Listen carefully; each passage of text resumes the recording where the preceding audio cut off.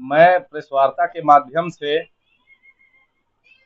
शासन को ये अवगत कराना चाहता हूं कि मेरी जमीन मिर्जापुर गुड़ियाना में लाला टोली के पास स्थित है और उस जमीन पर तरुणेश कुमार देव जो है उस पर काफी दिनों से निगाह गड़ाए बैठे हैं, जबकि उनका स्कूल मानक के अनुरूप नहीं है।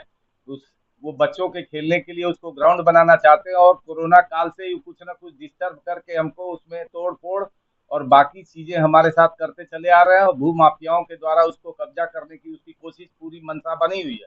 हमारा जो मेन दरवाजा था जिससे हम अंदर एंट्री लेते थे, उस गेट पर भी उन्होंने बाहर से और अंदर से ताला लगा दिया है, जिसे हमें अंदर जाने में परेशानी हो रही है। और वो रात बिरात दिन में किसी समय जब उनको मौका लगता है तो कुछ न कुछ वो कार्य करते रहते थोड़ा थोड़ा। और वहां पता करने पर वो सारी चीजें हमको जानकारी कि भैया ये रात रात में ही सारा काम कराते हैं।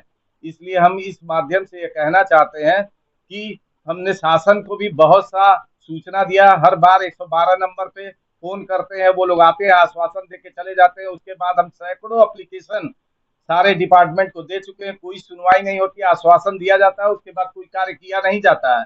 इसलिए हम ये अवगत कराना चाहते हैं कि आप हमें, चाहे थाना इंचार्ज हो, चौकी इंचार्ज हो, हमको हर जगह से आश्वासन दे के टाल दिया जाता है। और बाकी हमको लगता है कि पूरी मिली भगत है। और उसमें यहाँ के पहले पूर्व जो अभी वर्तमान में भी पार्षद हैं, सौरभ सौरभ विश्वकर्मा जी, वो पीछे से बैकडोर से उसका पूरा सपोर्ट कर रहे हैं। और कल भी उन्होंने जमीन पर सारी चीजें खड़े होके उन्होंने अपना बनवाया करवाया, हम लोग को थाने पर बैठाया, रात भर हमको थाने पर बैठाया गया। करीब हम 2 बजे हमको फुर्सत दिया गया है। और उसके बाद ये लोग बार बार हमको ये सोचते हैं, हमको कई बार ये सूचना दिया गया कि आप उस जमीन के लिए 2 करोड़ की रंगदारी हमसे मांग रहे हैं। अरे श्रीमान जी, हम कहाँ से दे सकते हैं? उस 2 करोड़ के लिए बार बार हमको प्रताड़ित किया जा रहा है, मारने की धमकी दी जा रही है कि अगर इस तरीके का कोई काम करोगे तो हम जान माल से मारने की धमकी दे देंगे। मेरा एक छोटा सा परिवार है, इन बच्चों के लिए हम क्या करेंगे? इस तरीके की हमको कोशिश, आप लोग न्याय से हमको कोशिश है। हमारे सारे कागज एथेंटिक पेपर है, अगले से कहीं मांगा जा रहा है, वो कहीं भी अपना एथेंटिक पेपर नहीं दिखा पा रहे हैं। मेरे पास लोअर कोर्ट से लेकर हाई कोर्ट तक की सारी डिग्री है। उसके बाद इन्होंने स्टे लिया था, स्टे भी उनका वेकेट कर गया है। और डीएम साहब के वहां हमारा इन्होंने एक एप्लीकेशन दिया था जिसके माध्यम से एक टीम गठित की, 3 सदस्यीय, उसका भी हमारे ही पक्ष में रिपोर्ट लगा है। लेकिन हमको कहीं से भी कोई व्यवस्था और वो व्यवस्था नहीं मिल पा रही है। हम एकदम विवश और मजबूर हैं। बस हमारे समझ में अब यही आता है कि हम परिवार सहित डीएम साहब के वहां बैठ के आत्मदाह कर लें। और मेरे पास कुछ बचा नहीं, हम बार बार यही कहेंगे। रंगदारी उसमें उन्हीं तरुणेश देव के माध्यम से बार बार मेरे पास ये सूचना आई कि उनको 2 करोड़ रुपया दे दीजिए, आपकी जमीन वो फ्री कर देंगे, हैं, उसके बाद कोई विवाद नहीं करेंगे। अरे हैं, हमने एप्लीकेशन कल भी दिया है, वो एप्लीकेशन में सब कुछ हमने लिखा है।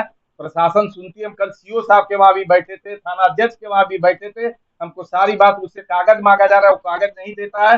वो और नहीं तो उल्टा ही कहता है कि हम मतलब आत्महत्या कर लेंगे, सुसाइड कर लेंगे, और बाकी जो चीजें हैं, और एक नोट भी लिख के जाएंगे आप लोगों के खिलाफ। ये सब धमकी हमेशा देता है। प्रशासन उससे डर जाती है, कुछ कहती सुनती नहीं है, हमको भी टाल के आगे बढ़ा देती है। उसको बैठाया नहीं, जो उससे कल उसे फिर फुर्सत मांग के मांग लिया, जाके अपना फिर काम करा रहा है। अब बताइए हम क्या कर सकते हैं? हम एक सीनियर सिटीजन है, हमको वहां कोई जब व्यवस्था, हम क्या कर सकते हैं? हम मार झगड़ा लड़ाई तो कर नहीं सकते। अरे हम शासन की ही मदद चाहते हैं, जो हमारे साथ जो सही है उसके साथ वो लोग खड़े हो, न्याय करें। हम तो सीएम साहब का यहाँ इतना सम्मान करते हैं, हम इतना खुश रहते हैं उनसे। कारण क्या है कि उन्होंने जो काम जो इस समय कर रहे हैं, सबको न्याय मिल रहा है। तो मेरी भी बात सुनी जाए, मेरी भी बात सुनी जाए और मेरी बात मानी जाए और कागज देखा जाए। हम कुछ अब हमारे शब्दों पर विश्वास न करके, मेन चीज है कागज को देख के सारा कुछ एकदम क्लियर किया जाए, किसका कागज सही, अगर वो देखा जाए, अगले से मांगा जाए कागज, हमसे भी कागज लिया जाए, उस पर संज्ञान में लेकर हमारे साथ उचित निर्णय होना चाहिए। हम बार बार यही बात कर रहे हैं, यही गुहार लगा रहे हैं। अब मेरे पास कोई विकल्प अवशेष नहीं रह गया है। अब हमको सिर्फ एक ही रास्ता नजर आता है कि हम आत्महत्या कर लें, काम खत्म कर लें, उसके बाद कोई विवाद नहीं रह जाएगा।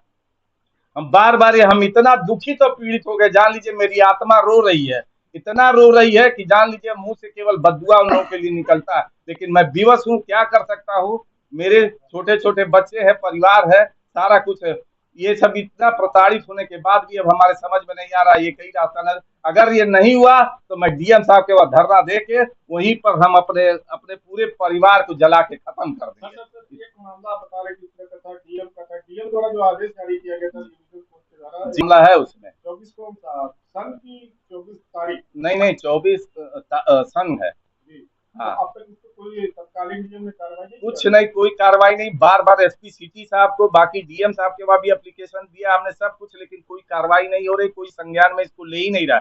बस वहां से यहाँ जाने पर पता लगता है कि कागज वहां से भेज दिया गया, निस्तारण कर दिया गया, लेकिन कुछ होता नहीं है। इस बार के जो तत्कालीन डीएम है श्री दीपक मीणा साहब, जी जिलाधिकारी, जी, क्या उनसे आप लोग मिलने का? मैं मिलने के लिए कई बार प्रयास किया, लेकिन संजोग से उसकी वहाँ मुलाकात नहीं होगा। हमने एसपी सिटी को वो चीज कागज अपना दिया। आप क्या चाहते हैं, आप पत्रकार वार्ता के जरिए क्या करना चाहते हैं? हम पत्रकार वार्ता के जरिए चाहते हैं कि मीडिया में इसको एकदम दिखाया जाए, बताया जाए। मेरी जब का कोई बात नहीं सुन रहा है तो मीडिया ही एक सशक्त व्यवस्था है कि उस सारे कार्य को वो जन जन तक पहुंचा दे, सीएम तक पहुंचा दे, डीएम साहब तक पहुंचा दे एकदम, ताकि मेरी बात उनके संज्ञान में आ जाए। शहर बहुत बड़ा है, उन लोग के ऊपर लोड इतना रहता है, तो आपके माध्यम से ये सारी चीज उनको अवगत हो जाए और मुझको न्याय मिलना चाहिए। मैं यही चाहता हूँ, अगर मैं गलत हूँ तो मुझको हटा दिया जाए, अगर मैं सही हूँ तो मेरी बात को स्वीकार किया जाए और मेरे साथ न्याय की व्यवस्था उचित होनी चाहिए। किस तरह का कागज बता रहा है पेश किए हैं, और इस कागज के अनुरूप हाईकोर्ट से भी इसको हटा, हाँ, हाईकोर्ट से भी मेरा उन्होंने स्टे लिया था, स्टे भी वेकेट। वो केवल बस मुकदमा कर करके इसको लिंगरिंग कर रहे हैं और कुछ काम नहीं उनके पास। उनके पास अगर कोई पेपर हो तो वो दिखावे, जहां कहें जैसे कहें, सारे अधिकारियों के साथ मैं खड़ा हूँ, वो साथ वो भी संज्ञान में लावे, हम भी संज्ञान में लावे। मेरा नाम रघुवीर कश्यप है, मेरे पिताजी का नाम स्वर्गीय श्री विश्वनाथ गुप्त है। हम लोग इस इलाके क्षेत्र के जमींदार थे और वो सारी चीजें जो जमीन हमारी है उसमें हमारे पिताजी के माध्यम से वो जमीन मेरी माताजी के नाम से वो रजिस्ट्री ली हुई थी। उस रजिस्ट्री के अलावा भी संक्रमणी भूमि धरी थी, उस जमींदारी क्षेत्र से वो हमको मिला हुआ था। सब एक ही बाउंड्री के अंतर्गत है सब कुछ। वहां के जो पुराने बासिंदे उनसे एक एक चीज पूछा जाए, जाना जाए, वो सब कुछ बताने में सक्षम है। हम तो ये कहते हैं मेरी बात न सुन के वहां उस इलाके में जो लोग हैं उनकी बात सुनी जाए, और उनकी बात को ध्यान में देकर आपको खुद ही पता लग जाएगा कि क्या सही है क्या गलत है। कागज कभी गलत नहीं हो सकता, हम रहें न रहें, मेरी औलाद रहेगी, वो कागज ही बोलेगा। जवानी बोलने से उसका कोई निष्कर्ष नहीं निकलने वाला है। बस वो कागजनामे, मैं कागजनामे, ये सारी व्यवस्था यही होनी चाहिए। आपने कहा कि वहाँ के सभी लोगों से पूछ लें। जी जी जी, लेकिन अभी आप कह रहे हैं कि वहाँ के पार्षद है जी, वो आपके खिलाफ है। पार्षद इसलिए खिलाफ है क्योंकि मिले हुए हमसे बार बार रंगदारी, उन लोग की मिली भगत है, बार बार रंगदारी हमसे मांगी जा रही। श्रीमान जी, हम कहाँ से 2 करोड़ रुपया दे सकते हैं?